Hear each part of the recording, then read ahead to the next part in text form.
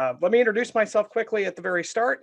My name is Professor Ryan Yonk. I'm again with the Center for the Study of Public Choice and Private Enterprise at North Dakota State University. My own background's a little bit different than Jeremy, who we heard from this morning. I spent most of my time across my career doing research in public policy and its impact, particularly on local communities with a sort of more detailed focus on rural communities and how public policy decisions affect them. Currently, with the center, I get to work with an amazing group of students who are primarily undergraduates that are focused on doing public policy relevant research that affects the state of North Dakota. And actually, that's going to be the bulk of my presentation today, is some work that's been done with those students over the course of the last about 9 months. Unlike Jeremy, I don't have a fancy report that we can release immediately. Most of this work is still ongoing with those students, but it's wrapping up and we're heading into the point where these things will be able to be released. So with that, I'm going to go ahead and jump right into a discussion about public policy and the economic outlook going forward. So let me go ahead and get the PowerPoint presentation pulled up, and we'll be able to go ahead and get started. So, as I said, my own background is in public policy primarily, with a focus on local conditions. And so what we're going to start with today is sort of this is one of my very favorite illustrations of the public policy. So we have these two guys at the chalkboard doing fancy equations, and in the middle of their equation about how we're going to get to the end result, we have a miracle that occurs. And then the other professor walks up and says, I think you should be more explicit here in step 2. It's funny because often our approach to public policy looks an awful lot like this. We know the things we've done, we know where we want to go, and fairly often we don't actually know what we need to do to bridge the two. And so what we're going to talk about primarily over the course of the next, about 30 minutes is how long I expect my actual formal presentation to go. And then I'm available to have discussions and any questions from the audience, when we think about public policy, particularly public policy that's going to affect the economic outlook of North Dakota, what are some things we should be keeping in mind, and how should we start to approach those problems? So because I spend a lot of my time teaching, we're going to start today with a short lesson in public policy.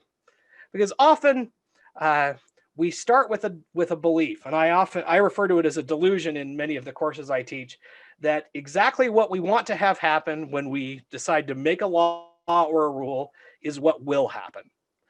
For any of you that worked in local government or the state or with the state or really anywhere where public policy gets practically implemented, know that what we want to have happen is often not what happens.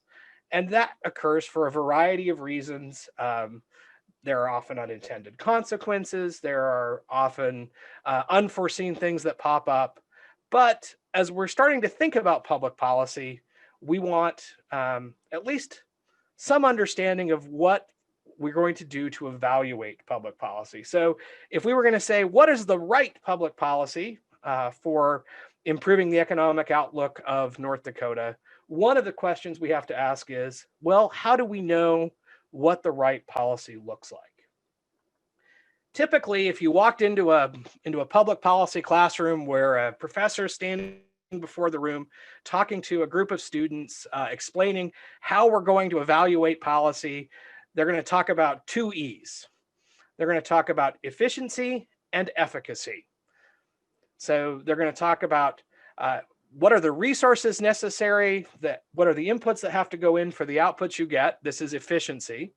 And how effective is the policy at doing what it actually claimed it was going to set out to do. This is efficacy.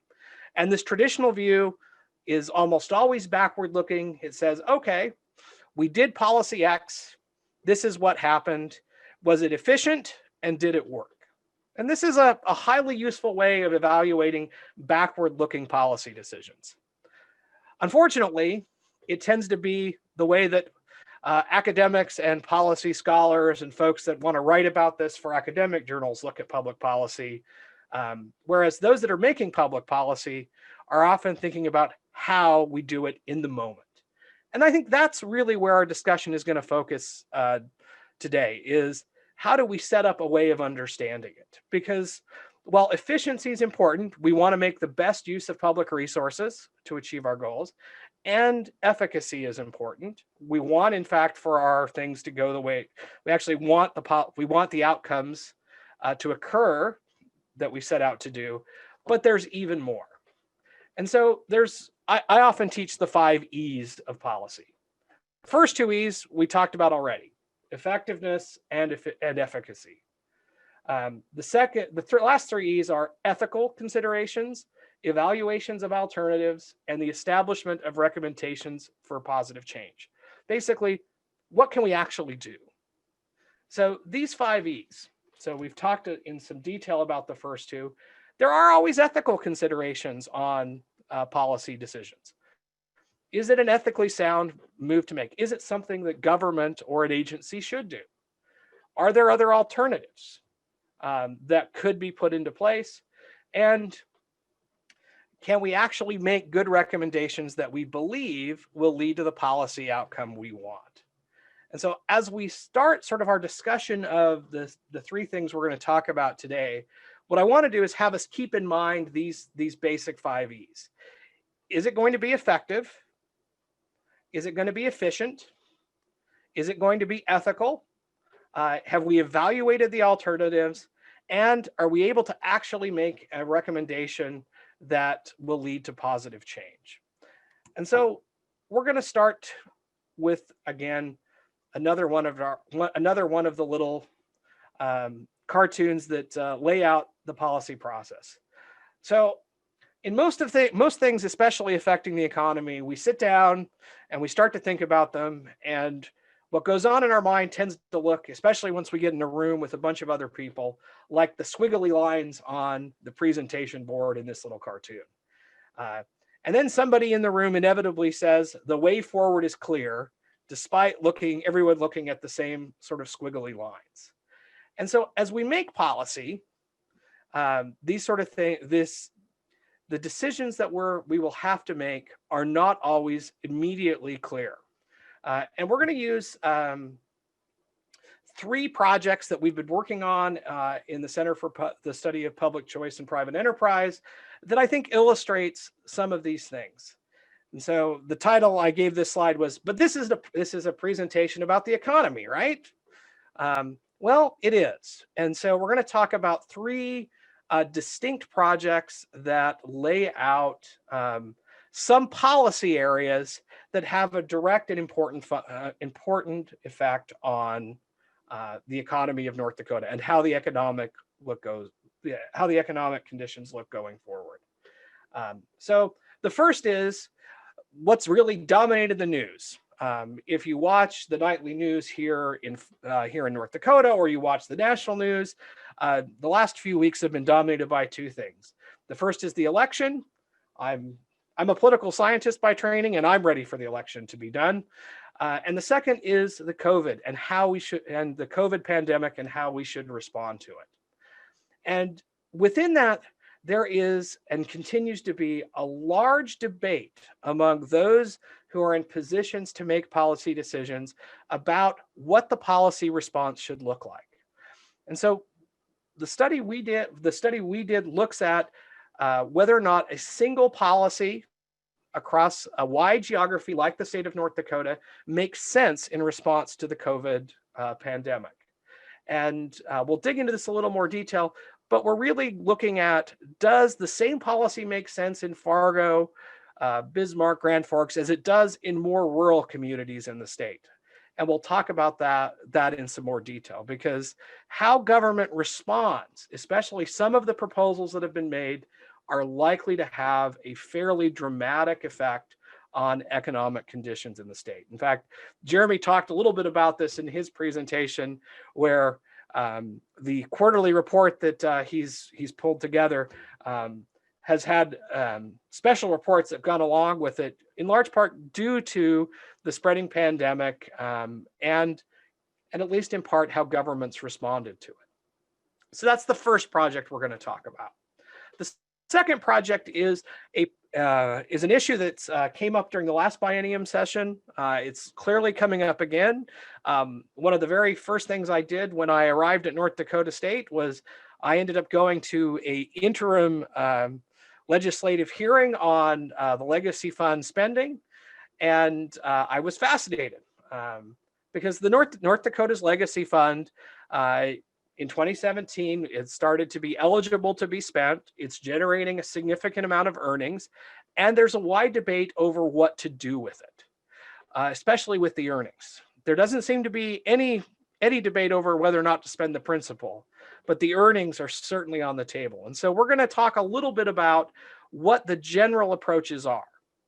And then the last is economic development policy.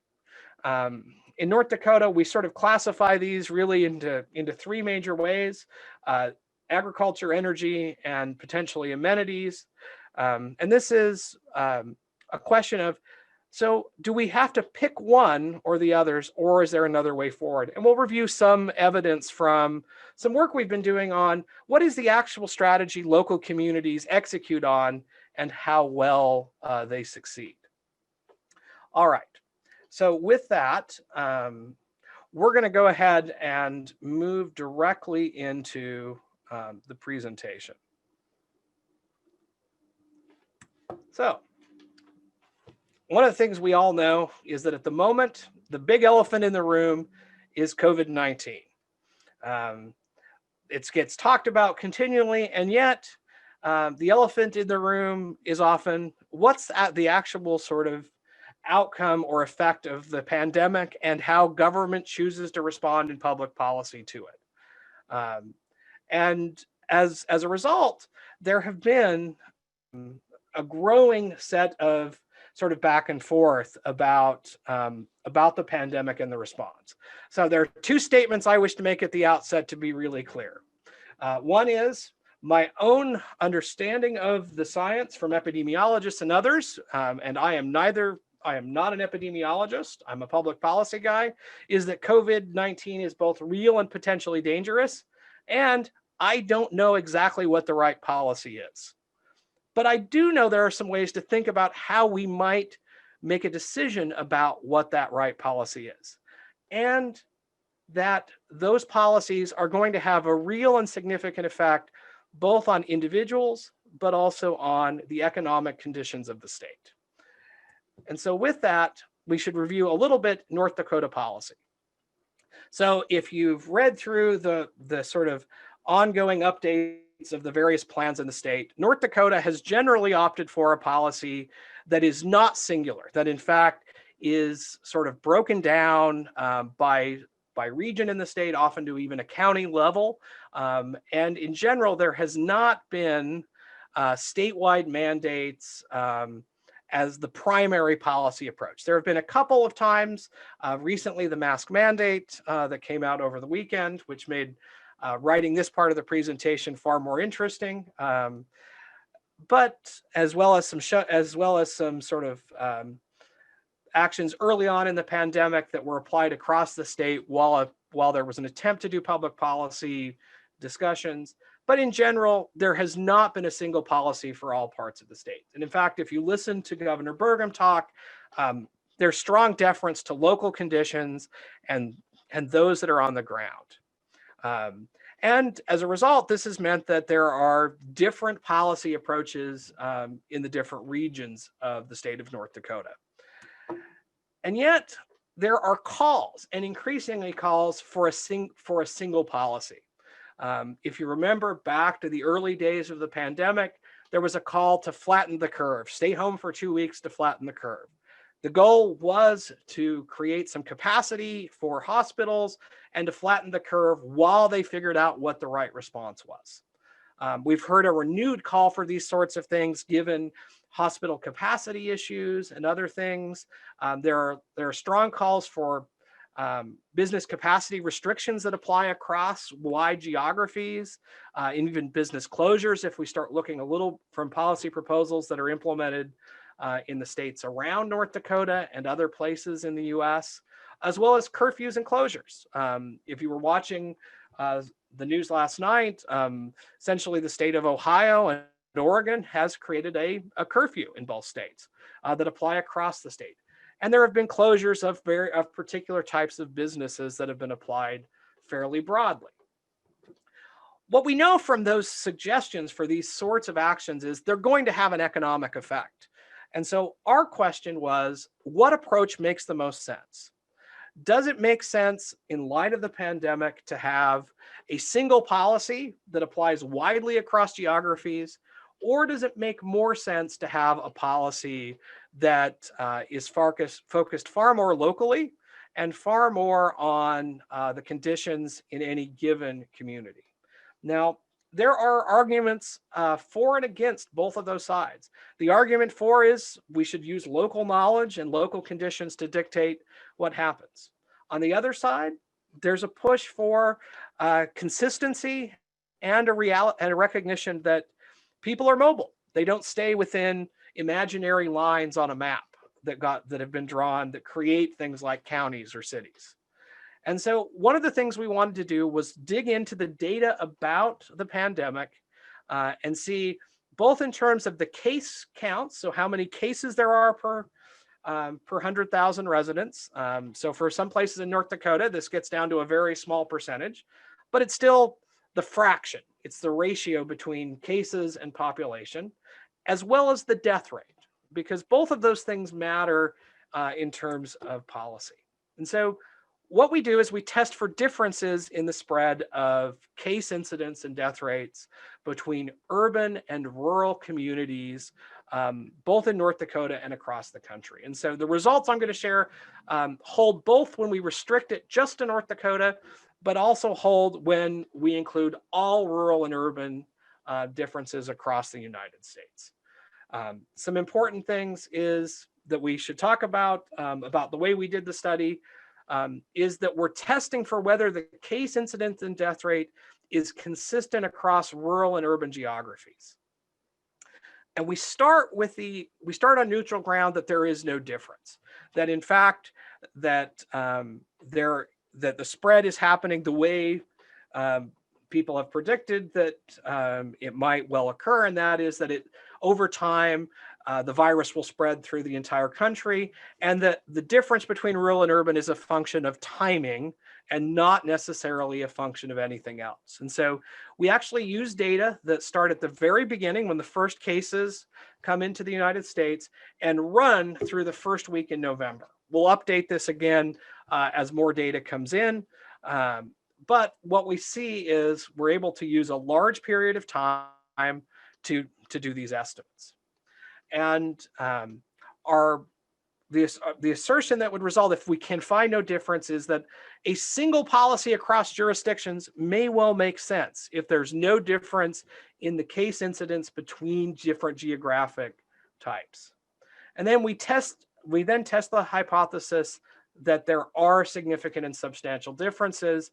And if we can reject the idea that there's no difference, then we find some evidence that a policy of varied response across geographies based on local conditions might well make sense. And this is partly why at the very start of the sort of slides about this project, I said, I don't know what the right policy is, because it may well be a different policy in different areas. So what did we find?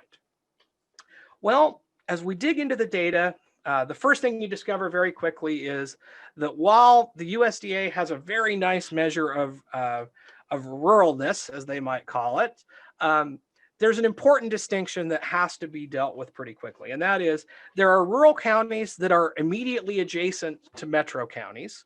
And so they're much more likely to have a large number of commuters going in. So the first thing we do is we divide counties up into what we call metro and adjacent to a metro area, and true non-metro area counties, true rural counties. And what we find when we split them out this way and run the data is we see lower case incidence in counties that are non-metro, as well as lower death rates in counties that are non-metro. And well, essentially what we find is that as you get more rural, case incidence gets lower, and the death rate gets lower as well. Now, why do I keep talking about both these things in sort of concert?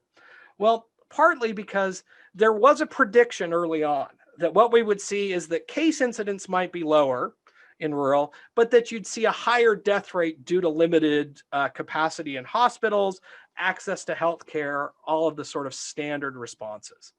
And instead, what we see, at least through the first week in November's data, and as I said, we'll be updating this as more data comes in, because we're certainly not through the pandemic yet, is that both these things are lower as you get more rural. So as you get to more and more rural places, both the case incidence and the death rate goes down as a share of population. So what does it mean? Well, it doesn't necessarily tell us that a business shutdown or a mask policy or curfews are inappropriate policies. We all have our own opinions of those things that are often deeply held. But what the data does seem to show is that a single policy doesn't make sense. That trying to apply a single policy across a wide geography like North Dakota or even the United States doesn't make sense, because the realities of life, the patterns of how people interact are likely very different in different places and in different geographies. And so a more sort of responsive policy makes sense. And this seems to provide some evidence that the current approach in North Dakota may be the right one, at least in terms of being able to respond to local conditions. Whether or not the specifics of the plan are right or wrong for the pandemic, that's a little bit different question. Fundamentally, I think what this shows us is that different areas have different needs. And as a result, simply shutting down everything, which has been one of the calls for at least some period of time, is likely to have economic effects that we can't predict. This is, again, the sort of things that Jeremy was walking us through earlier. And that in fact we may do damage to economic conditions that could be unnecessary given local conditions, if in fact the spread and death incidence rates are not the same across all geographies. All right.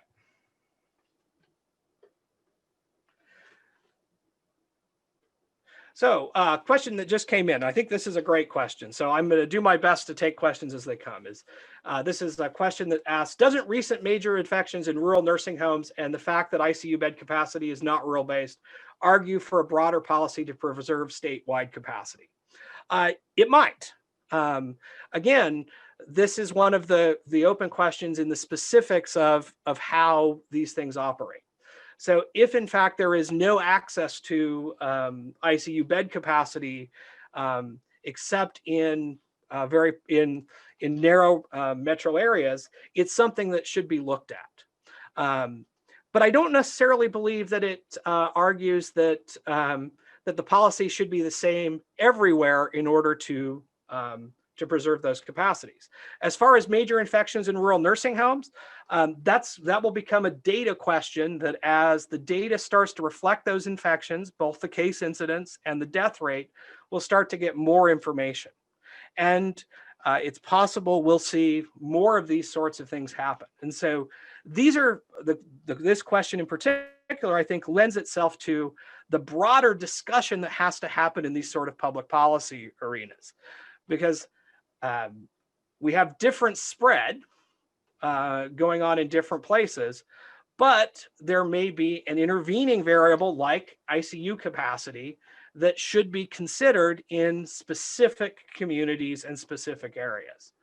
And so what the sum up, I think, of the research is that if we assume that simply applying a single policy will solve all of the issues, and don't take the time to ask the sort of questions about things like ICU capacity and those things, we're likely to do economic damage that is somewhat unpredictable.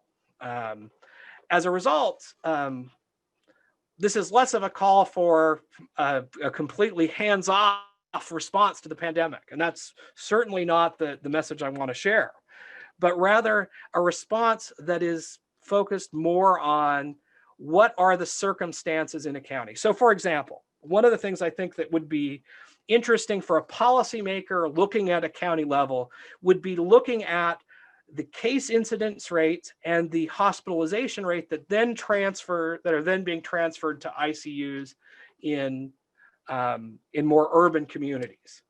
And if you see a high level of transfer rate, then you now have more local information on which to make a policy.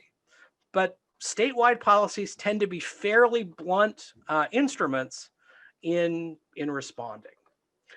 All right, so that's the first sort of project. I'm going to actually step out for a second and just double check one quick thing. All right. All right, so I have to close down I don't know what's happening on my screen. This is super fun. All right, so the second project, the second thing that matters. So while we've dealt with the elephant in the room, sort of what I personally think is the big open question in terms of economic condition, there are a couple of other things that matter in public policy. And one of the things that's popped up pretty quickly in sort of North Dakota policy, particularly since 2017, when the Legacy Fund's principle in particular was allowed to be used, and discussions about the earnings happened, and the establishment of a committee to try to come up with a process of how to allocate the earnings of the Legacy Fund, is what is the approach to be taken to dealing with the Legacy Fund? And the core question here is how to spend the earnings of the fund.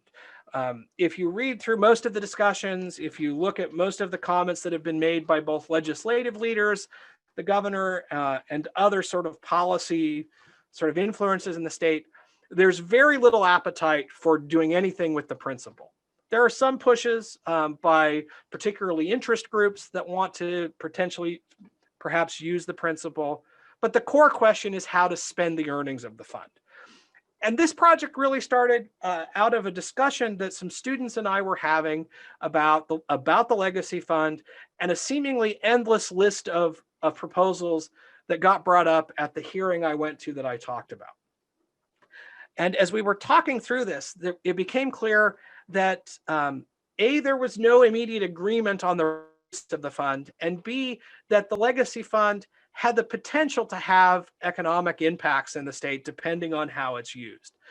Those calling for spending tended to want to use it to inject more economic activity or to do more social welfare programs. Others wanted to use it as a lending fund. Still others wanted to do other things with it. And so the first thing we sat down to do was to create a classification of the basic approaches that people were proposing to using the Legacy Fund. And what we found pretty quickly was that they all have potential impacts. And those impacts are sort of especially relevant now, given the economic downturn that we're all living in the middle of. So some limits and context around this. Principle is hard to use and it's unlikely to happen. It requires a 2/3 vote of the legislature. It's limited to 15% of the principal in any biennium.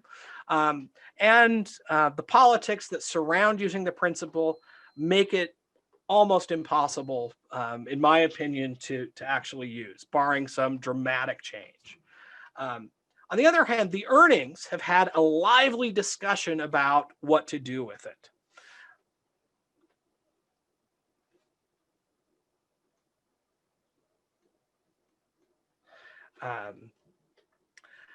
There are multiple institutional players that are involved here as well.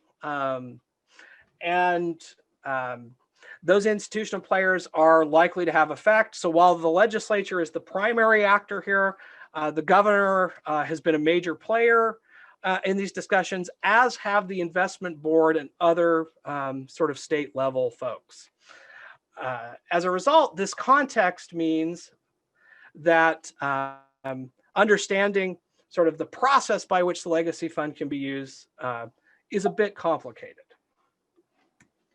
So part of what we found was there were three general approaches that emerged from the analysis we did of proposals that have been made both in the legislature at public hearings and in public statements by elected officials. Was sort of most of those proposals fell into three general categories. The first category is what I would call the status quo category. And that is that the goal would be to transfer the earnings either in whole or in part back to the legacy fund itself, to let them accrue interest and gains over time, and to not utilize the earnings for some additional number of years. This has been sort of what the original vision was. It's why there was a limitation put on the real use of the fund in the early days. And there has been substantial legislative calls for this. The second, and one that has gotten far more attention in sort of the recent months, is the idea that you can use the legacy fund's earnings, particularly, as a budget stabilization fund, basically using it to fill shortfalls in budgets over previous bienniums. As we were doing the initial parts of this project before sort of the pandemic's downturn became more exacerbated, we saw there was not a lot of talk about this. The economy was sort of booming along, and there were some small calls that this ought to be how they think about it. And then those calls increased fairly dramatically as the economic downturn occurred, and it became clear there would be budget shortfalls going forward. And then the third approach is using the earnings for projects or proposals, whether they relate to tax cuts or additional spending on infrastructure and other government services.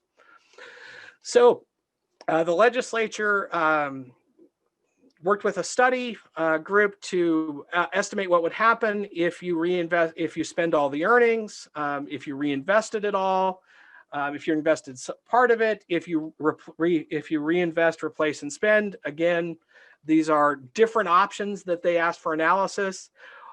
What's most interesting about this is not the particular returns, but the seemingly clear reality that that choosing to reinvest the earnings, whether you reinvest them all or you spend portions of them, you're likely to see an increase in the size of the fund, which would then start to push off additional earnings in future years. There's nothing magical here. The study itself was a perfectly reasonable attempt to estimate what those would look like, but fundamentally it's building a larger savings account and a larger reserve fund to be able to invest in North Dakota. And if you listen to some of the rhetoric around this, that's exactly what you hear. You hear calls for investment and increasing ability to do transformative things. If you go back and look at a number of Governor Burgum's State of the State speeches, he talks about the legacy fund in sort of these terms, that it's something that should be used for transformative discussions.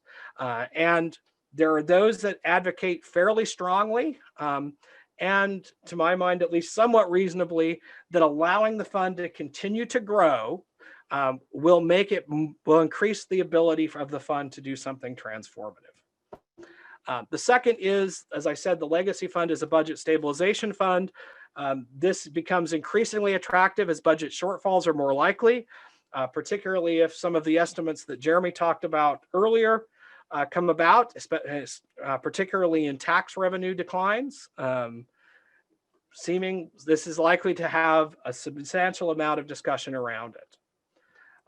The last option are to spend the earnings, or to simply take the earnings that are generated off of the legacy fund, either in part or in whole, and use them to do programs.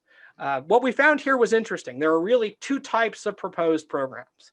One is the standard spending programs, where they're used to fund the actions of state government, to bolster things like social welfare programs or research and development, to fund scholarships, those sorts of things that are sort of the standard actions that government takes. On the other hand, there was a set of proposals that still have traction that I think are likely to come up in the legislative session to try to use legacy fund earnings to offset income tax rates in particular, although there have been some proposals for other things. And again, there's been some analysis done about the potential economic effects of tax reductions. Most of those results are mixed, particularly for North Dakota, as the tax burden is already among one of the lowest in the country. Now, some lessons from our review. So we walk through these things, and our question is that we come back to over and over again is, all right, so how does this policy affect the economic outlook of the state? Well, in part, it's a large fund, and the actions of government end up having impact on where the economic conditions of the state go. And as a result, choosing to use it as a budget stabilization fund will likely leave the state as it'll give the potential to leave the state at a status quo in response to the economic downturn. On the other hand, building the fund farther is likely to allow for more larger scale programs in the future, but in the short run will necessitate cuts in other areas or tax increases. Using it as a spending source has the ability to interject some impact into it.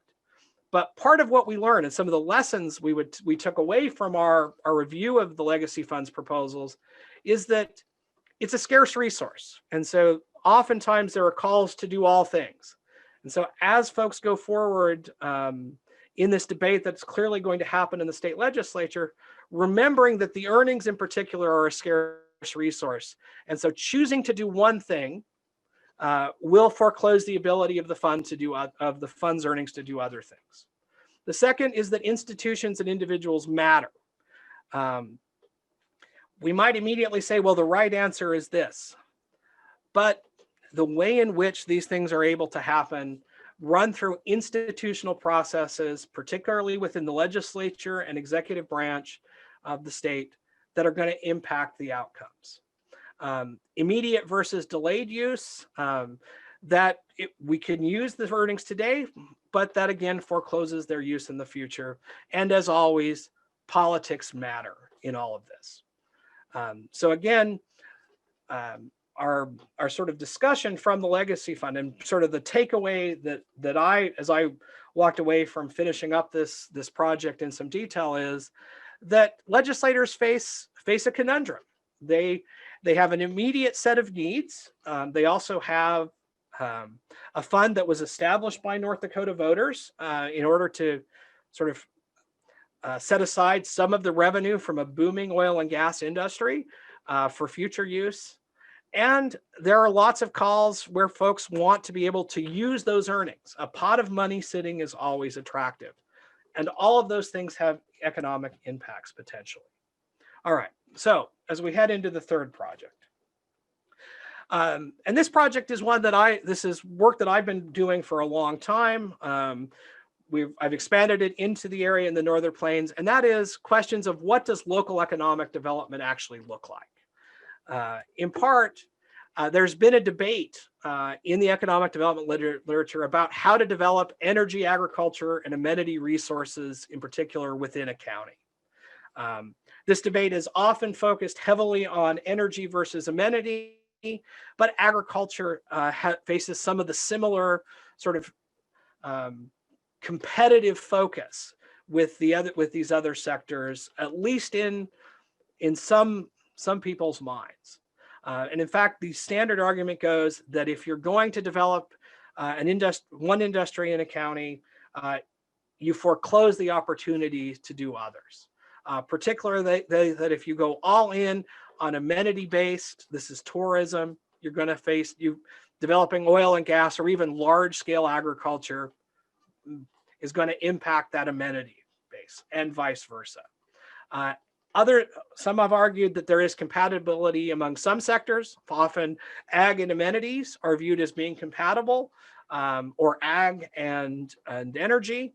But there's sort of been a general argument that that there's a competitive nature among these sort of things.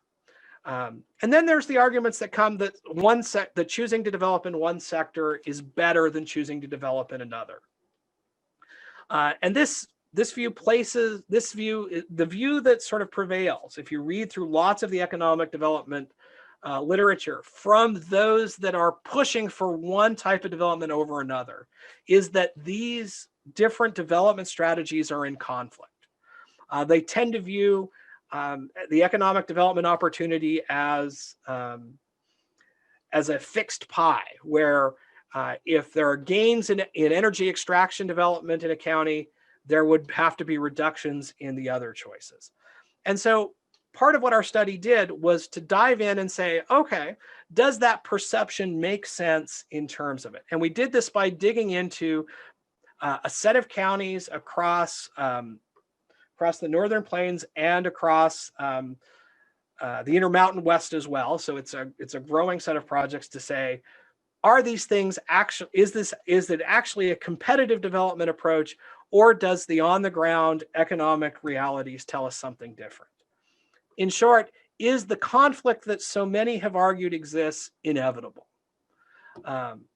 Well, partly it often looks inevitable because different sectors have different importance in a particular county.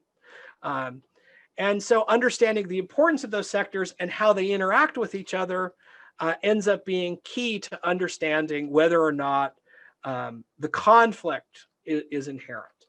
And so we asked the question, where is county level economic activity coming from? Which sectors are growing? Which sectors are shrinking? Is there a way to leave room for entrepreneurship as we make some of these decisions? And so we proceed to do a set of case studies that dig relatively deeply into counties' decisions here. And our approach is to look at counties that are primarily focused on tourism, counties that are primarily agriculture, counties that are dominated by energy interest, and then counties that appear to have a bulk, and try to understand why they've ended up where they are. Amenities, as I said, this is essentially tourism. This is trying to bring tourists in to be able to, as part of an economic strategy. Farming or ranching, resource extraction, all of those come together. So one of the questions is, well, what did we learn? Well, we really found sort of four things in our deep dive here. And the first is that counties tend to develop energy extraction, agriculture, and amenity resources whenever it's possible. So as you start to dig into the counties, what you find is that they develop what geographically makes sense for their areas. And the second finding comes out of that, is that once you dig in to find that a county focuses somewhat exclusively on these things, it's usually because of constraints beyond the control of the policymakers. For example, it lacks natural amenities, or there is federal land use policy that prohibits things like energy extraction, and not because the county believes that to be the single best option for it. Next set of findings are the energy, agriculture, and amenity sectors are all cyclical, although they tend to follow somewhat different cycles. And as a result, what often looks like a county dominated by one sector changes over time as the cycles in each of these areas change. And then our final finding is that the sectors tend to be providing different things to the counties. On average, energy extraction operations offer higher paying jobs, while hospitality and recreations employ larger numbers of people, and agricultural job counts tend to be the most stable, meaning that each of them are providing a different economic benefit. And a county's economic well-being most clearly depends on having high-paying jobs that are stable and a large or growing number of those jobs. So this sort of potpourri of projects together. So what about making policy? Now, is the way forward actually clear? Well, I think the short answer is that the way forward is never as clear as we might want it to be or we might assume in the beginning. And in fact, we go back to our 5 E's as we make policy, and it turns out while they are primarily used to evaluate policy, they're also useful as we start to think about them. Think about how policy can be made, particularly in economic development. But there's something missing in these. These tend to be technical considerations. What's missing is principle, and that is what is the principle that people are operating under when they go to make public policy. Now, I don't know what the right principles are for any particular policy maker or policy area, but I do know that principles beyond things like efficiency, efficacy, ethics, the sort of 5 E's are also important. And some of the principles that come up commonly as we've done work looking at particularly local economic outlook and conditions are things like economic development, limited government, free markets, local control, and a variety of others. And so part of the sort of recommendation as we think about the economic outlook is to keep in mind both the 5 E's, and particularly the efficiency and efficacy approach to public policy, but also what are the principles that are governing it. So that's the end of my formal presentation. Let me go ahead and stop the screen share. I know there are a couple of questions that have come in.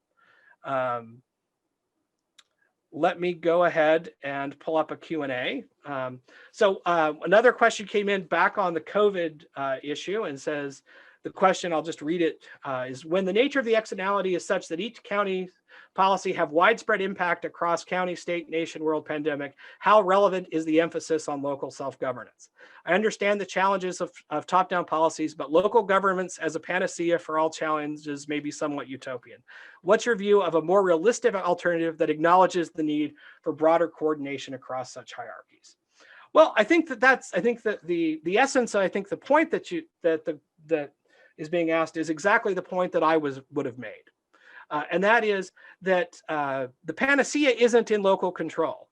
The panacea comes in recognizing that these things are in fact coordinated in a meaningful way. And that just as local control is no panacea, neither is top-down control. And so as folks as we try to make the right policy here, and again, I don't know exactly what the right policy is, we want to keep in mind that while the externalities are real, those externalities are not the only consideration, although they should be one of them. All right, I want to sort of open it up. We're about 10 minutes before the scheduled end to see if there are any further questions. If not, I'm sure no one will complain about ending a few minutes early.